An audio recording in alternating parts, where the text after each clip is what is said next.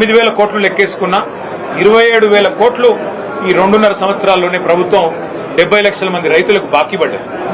27,000 కోట్లు ఎగ్గొట్టి 20,000 కోట్ల రుణమాఫీ చేసినా అని చెప్పి రేవంత్ రెడ్డి గారు ఏదైతే రైతులను మభ్యపెట్టే ప్రయత్నం చేస్తున్నారో రైతులు ఆవేదనతో ఉన్నారు.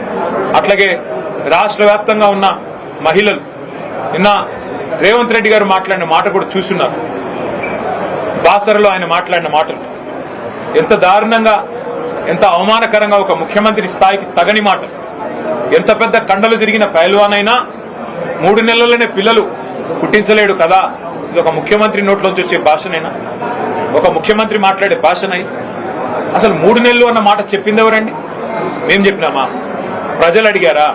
మీరే కదా సంతకాలు పెట్టింది, మీరే కదా రేవంత్ రెడ్డి గారు పిసిసి అధ్యక్షుడిగా, మీ బట్టి విక్రమార్క గారు సిఎల్పి లీడర్గా 100 రోజుల్లోనే 6 గ్యారంటీలు అమలు చేస్తామని నొక్కి చెప్పింది మీరు, గ్యారంటీ కార్డులు ఇచ్చింది మీరు, ఆర్థిక పరిస్థితి మొత్తం మాకు తెలుసు అని చెప్పి ఉదరగొట్టింది మీరు.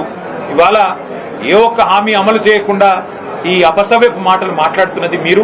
పెద్దలు జీవన్ రెడ్డి గారు లాంటి నికార్సైన కాంగ్రెస్ నాయకులను అవమానించి వారి ఆత్మగౌరవాన్ని దెబ్బతీస్తున్నది మీరు. ఇది ఒక జీవన్ రెడ్డి గారి విషయంలో కాదు నేను మాట్లాడుతున్నాను. నేను మొన్న డిప్యూటీ సీఎం బట్టి విక్రమార్క గారి కొడుకు పెళ్లికి పోయినా.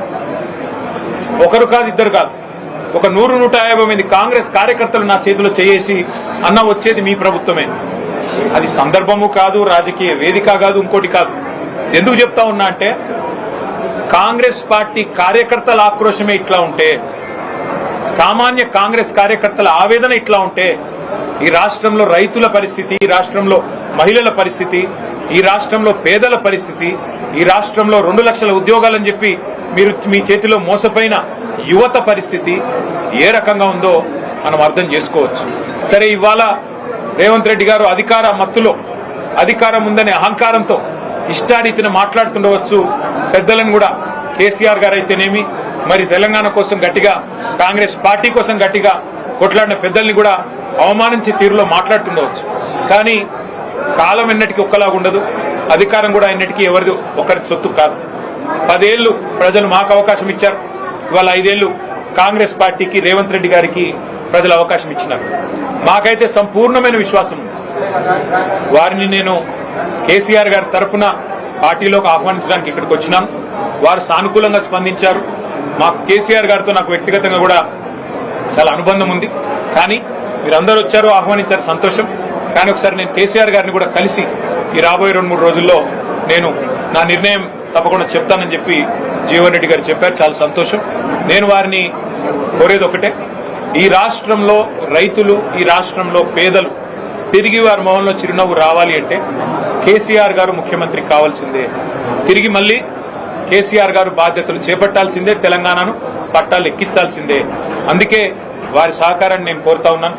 మా సహచరులందరం కూడా కలిసి వచ్చి వారిని ఇవాళ ఉమ్మడి కరీంనగర్ జిల్లా, అట్లాగే ఉమ్మడి నిజామాబాద్ జిల్లాకు సంబంధించిన ముఖ్య నాయకులందరం కూడా వచ్చి వారిని సాధారణంగా ఆహ్వానించాము. వారు పెద్దలు కేసీఆర్ గారితో కలిసిన తర్వాత మిగతా అన్ని విషయాలు కూడా ప్రజాహితాన్ని దృష్టిలో పెట్టుకొని, అల్టిమేట్ గా ఈ రాష్ట్ర భవిష్యత్తును దృష్టిలో పెట్టుకొని, తప్పకుండా జగిత్యాల జిల్లా ప్రయోజనాలు కూడా దృష్టిలో పెట్టుకొని వారు నిర్ణయం తీసుకుంటారని చెప్పి నేను ఆశిస్తా ఉన్నాను.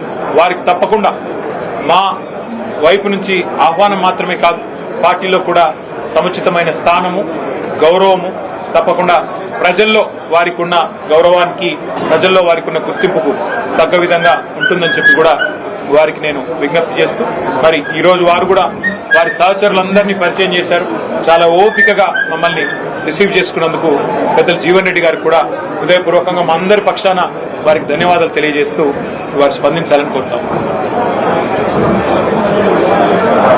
ఈరోజు భారత రాష్ట్ర సమితి అధ్యక్షులైనటువంటి కేసీఆర్ గారి ఆధ్వర్యంలో వారి యొక్క ఆలోచన సూచన మేరకు బీఆర్ఎస్